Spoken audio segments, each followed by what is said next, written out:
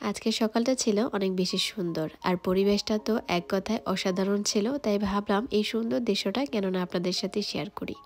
আসসালামু আলাইকুম সবাইকে, কেমন আছেন সবাই? আশা করছি সবাই অনেক বেশি ভালো আছেন।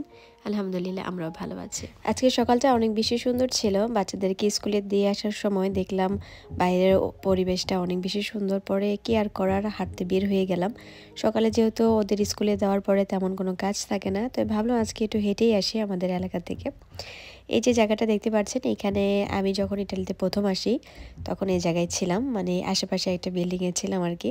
তো অনেকদিন পরে আর কি এই সাইডটাতে আসা হয়েছে এবং আসার পরে অনেক বেশি ভালো লাগছে।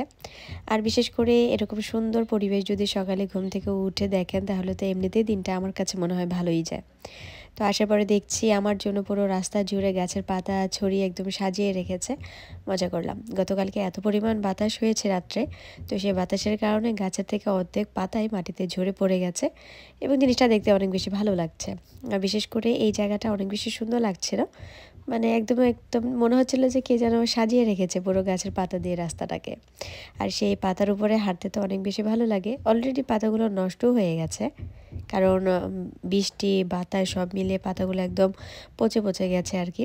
আর যখন এই বাতাস হয় গাছ থেকে এত সুন্দর করে পাতা ঝরে পড়ে, এই জিনিসটা অনেক বেশি সুন্দর লাগে। দেখতেই পাচ্ছেন পাতা পড়ে একদম স্তূপ হয়ে আছে। পরে যখন আরেকটু সামনে গেলাম তখন দেখলাম এত সুন্দর রং বেরঙের ফুল। এই ফুল গাছটা আমার কাছে অনেক বেশি ভালো লাগে। এটা শীতে গরমে সবসময় হয় আর রাস্তার আশেপাশে অনেকটা হয়ে থাকে।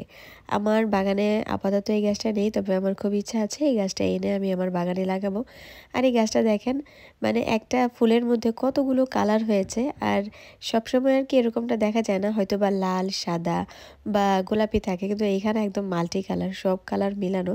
আর ফুলগুলোর উপরে রোদের আলো পড়ে আরো সুন্দর দেখাচ্ছে বেশি, মানে একদম ফুটে আছে। আমার কাছে তো একবার যে মনে হয়েছে যে এগুলো আর্টিফিশিয়াল ফুল, কিন্তু সামনে গেলে আর কি এই ফুলগুলো দেখলে এত ভালো লাগে। আর এই ফুলটাকে আমি একটা নাম দিয়েছি, সেটা হচ্ছে লজ্জাবতী ফুল।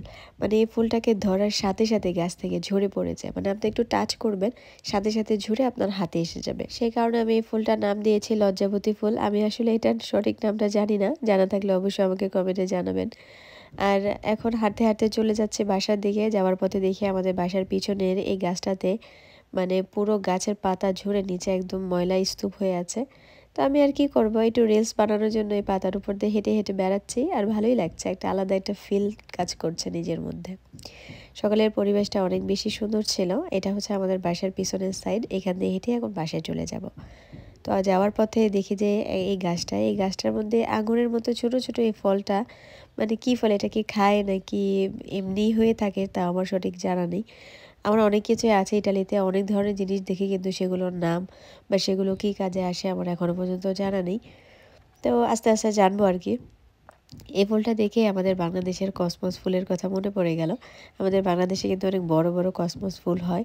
জানি না আপনারা কি নামে ডাকেন, তা আমি তো এই টাইপের ফুল দেখলে কসমস ফুলই বলি। আর এই ফুল গাছগুলো আমি প্রথম দেখলাম এই সাইডটাতে, তেমন এখন আসা হয় না। মনে হয় যে শীতের সময়ে ফুলগুলো বেশি হয়। ফুলগুলো দেখতে ভালোই লাগছে, কিছুটা সরিষা ফুলের মতো দেখাচ্ছে, কিছুটা কসমস ফুলের মতো দেখাচ্ছে। তো আমার সকালটা আজকে ভালোই কেটেছে, বাচ্চাদেরকে স্কুলে দিয়ে অনেকটা সময় বাহিরে কাটিয়েছি এবং আপনাদের সাথে সুন্দর এই পরিবেশটা শেয়ার করতে পেরে আরও বেশি ভালো লাগছে। আপনাদের কাছে কেমন লেগেছে অবশ্যই কমেন্টসে জানাবেন। আবার আপনাদের সাথে দেখা হবে অন্য কোনো ভিডিওতে, অন্য কোনো জায়গায়। সে পর্যন্ত ভালো থাকবেন, সুস্থ থাকবেন। আল্লাহ হাফেজ। আসসালামু আলাইকুম সবাইকে।